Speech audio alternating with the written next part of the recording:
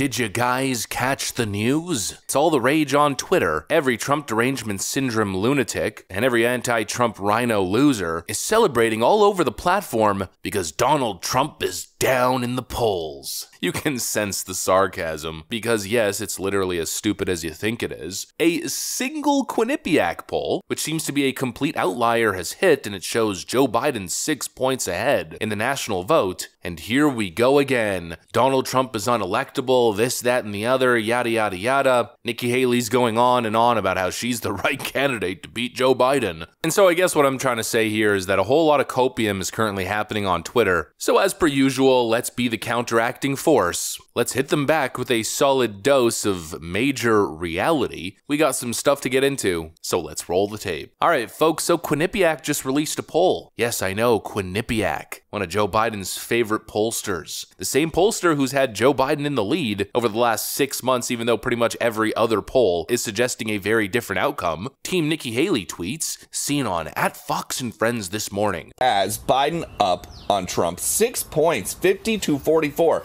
The Biden team has been trying to pivot to general election mode. They've been focusing on abortion access and on union jobs. And the Trump team has spent the last week or so dealing with his legal issues. This poll does have Haley doing better against Biden than Trump. She has got him, according to Quinnipiac, by 5, 47-42 nationally. Holy moly, people. Joe Biden is winning. Donald Trump is losing. Fact. Nikki Haley's the only person who can beat Joe Biden, according to Quinnipiac. Well, I find that very interesting. This ridiculous practice of cherry-picking a single poll because it fits your worldview. Let's just hit Nikki Haley with yet again another dose of reality. There's a couple polls that show Donald Trump's in big trouble. Oh, what are we ever gonna do? Look at the aggregate, people. This selective focus on a single poll is a complete waste of time. Democrats and anti-Republican shills are suggesting that Donald Trump's a weak candidate, but I don't think that's the case at all. Sure, Trump's got a couple problems, and most of those problems aren't even his doing. I'd say his biggest problem is probably dealing with these ridiculous indictments. But while Democrats and anti-Trump rhinos want to focus on all the negative, let's focus on the positive. Indictment's bad, absolutely nobody's going to deny that, but it's becoming increasingly more clear that these indictments are failing. Here's a report from the Conservative Brief. Chances Trump will face conviction and jail time before the election is slim, according to this report. Democrats and other political opponents of Donald Trump who were hoping to see him convicted of a crime and jailed before the November election are likely in for a big disappointment, according to a new analysis. Delays have piled up in federal court proceedings in the District of Columbia case about Trump's attempt to steal the 2020 election and the Florida classified documents case against Trump, making it unclear whether either case will go to trial before November. The report noted that in the Florida case, the federal judge Aileen Cannon does not appear to be in any hurry to see Trump, who appointed her, put on trial, as well as the DC case, which is awaiting a decision on Trump's question of presidential immunity from an appeals court. Meanwhile, the Georgia election case has recently been consumed by scandalous allegations. Yada yada yada. A judge will soon consider whether Willis and her office should be disqualified. He could decide not to do that, but even then, a trial date has not yet been set in the complex case. It's not certain that even multiple Trump convictions would be the game changer in the polls that Democrats hope for, but getting a verdict before November 5 is the only way we'd ever come close to finding out, Fox noted. So election day could come and go with most of Trump's legal jeopardy unresolved, and if he wins, some of those delays could become permanent, since he'd almost surely shut down the federal investigations targeting him, as he should. So now even Vox is reporting to their Democrat audience that, yeah,